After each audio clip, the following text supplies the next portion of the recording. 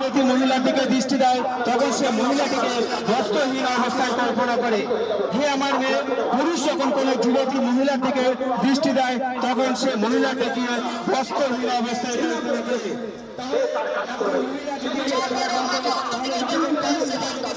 পর্দার সহিত আটকে রাখতো। এর বিপরীতে একটি কথা আছে, একজন মহিলা যদি জানতো পুরুষ তার দিকে কিভাবে তাকায় তাহলে সে লোহার বস্ত্র পরিধান করে নিজেকে হেফাজত করত। হে আমার মেয়ে, যুবকেরা তোমাদের আড়ালে যে সমস্ত কথা বলে যদি তোমরা তা শুনতে তাহলে এক ভীষণ ভীতিকর বিষয় জানতে পারতে। কোনো যুবক তোমার সাথে যতই কথা বলে, যতই হাসুক, যত নরক কণ্ঠই বলে, শব্দই ব্যবহার করে, সেটি তার আসল চেহারা নয়, বরং সেটি তার অসৎ উদ্দেশ্য বাস্তবায়নের ভূমিকা ও খাত বাস্তবায়িত করার এক সুকৌশল। হে আমার মেয়ে, এমন গুরুত্বপূর্ণ নসিহতমূলক বইটি আপনি মাত্র 5 টাকায় সংগ্রহ করে নিয়ে যাবেন। হে আমার মেয়ে, পুরুষ যখন কোনো যুবতী মহিলার দিকে দৃষ্টি দেয় তখন সে মহিলাটিকে বস্ত্রহীন অবস্থায় কল্পনা করে।